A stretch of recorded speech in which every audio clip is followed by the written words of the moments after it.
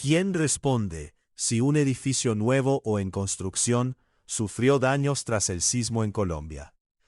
El sismo registrado en Colombia el lunes 10 de agosto de 2026, con epicentro en San José del Palmar, Chocó, dejó viviendas y edificaciones afectadas.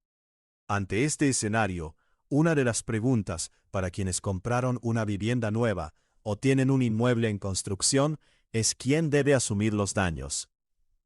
Lea también: ¿cómo solicitar una revisión técnica de mi vivienda para saber si es segura tras el temblor? Francisco Javier Lara Sabogal, abogado, magíster en Derecho Administrativo y especialista en Derecho Urbanístico, explicó que la respuesta depende de la situación jurídica del inmueble y de quién figure como propietario al momento del sismo. En el caso de una construcción que todavía está en proceso, señaló a la FM, si el edificio está en construcción, significa que el título de propiedad sigue apareciendo específicamente a nombre de la constructora o del desarrollador inmobiliario. Y si llega a presentarse esa afectación, pues él es el que tiene que venir a responder porque no había traslado de propiedad. El abogado y docente de Uniagraria también planteó que se debe revisar el estado de los desembolsos realizados mediante la fiducia. Si no se habían hecho los desembolsos fiduciarios, pues uno podría decir que los dineros de los ahorradores están, o de los inversionistas, están protegidos, explicó. Si los recursos ya habían sido girados, agregó que la constructora podría plantear una discusión relacionada con el caso fortuito y la fuerza mayor. ¿La constructora responde por los daños del sismo? El hecho de que un edificio haya sufrido daños durante un sismo no significa por sí mismo que la constructora sea responsable.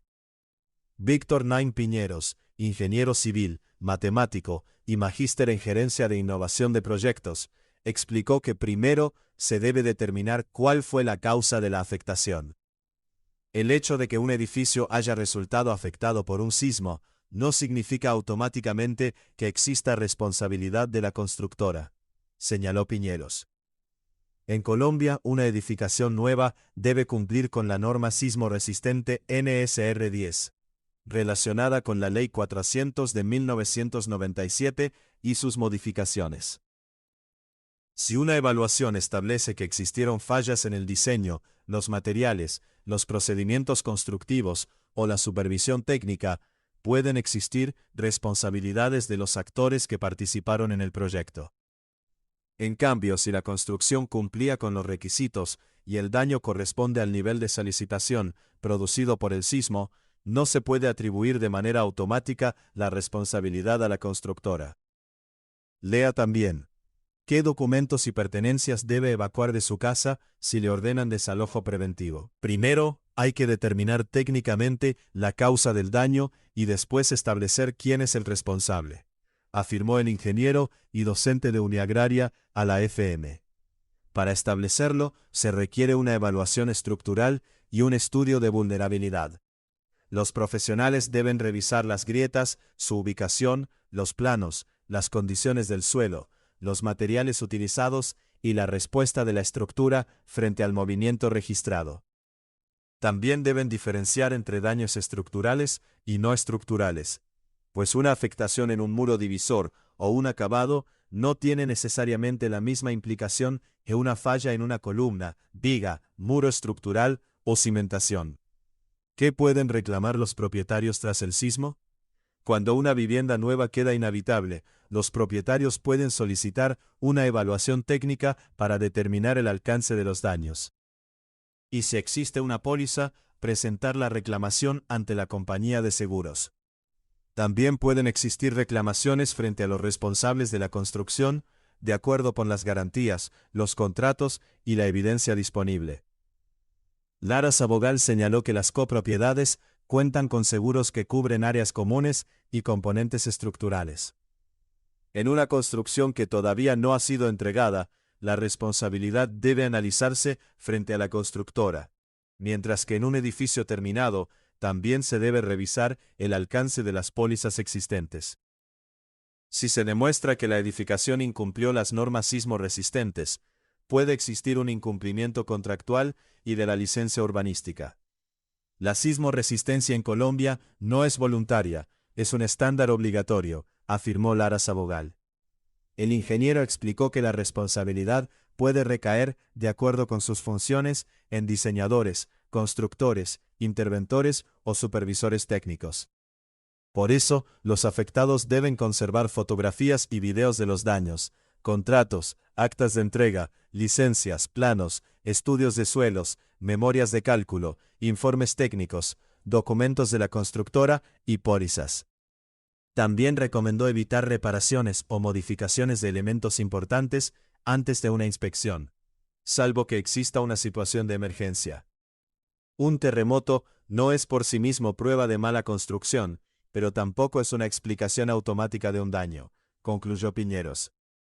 Lea también, ¿cuándo puede regresar a casa luego de un terremoto? La determinación de quién responde dependerá de la evidencia. La revisión técnica deberá establecer cómo fue diseñado el edificio, cómo fue construido y cómo respondió ante la demanda sísmica. Preguntas frecuentes sobre daños en construcciones tras sismos.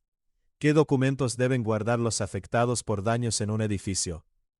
Los afectados deben conservar contratos de compraventa, actas de entrega, licencias de construcción, planos arquitectónicos y estructurales, estudios de suelos y memorias de cálculo.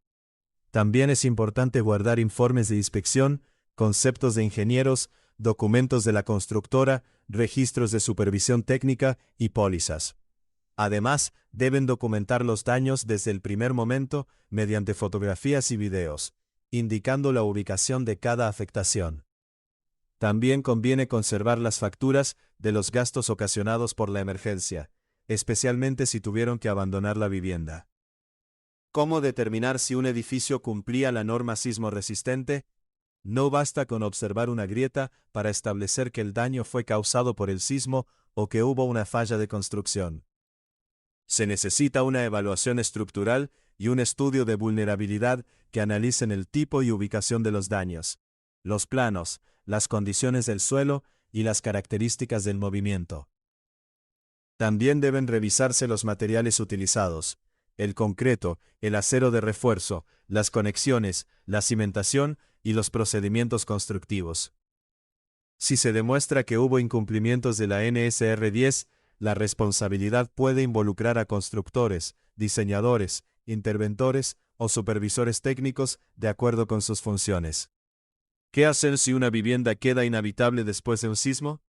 Lo primero es garantizar la seguridad de las personas y solicitar una evaluación realizada por ingenieros para establecer el alcance de la afectación. Una vivienda puede ser inhabitable sin que haya colapsado. También puede existir riesgo por daños estructurales, elementos no estructurales o afectaciones en las redes de gas, electricidad o agua. Con el diagnóstico técnico, los propietarios pueden presentar reclamaciones ante los responsables de la construcción o la compañía de seguros, cuando exista una póliza. Dependiendo de los contratos y de la evidencia disponible, podrían solicitarse reparaciones, reforzamientos, restitución de las condiciones de seguridad o compensaciones.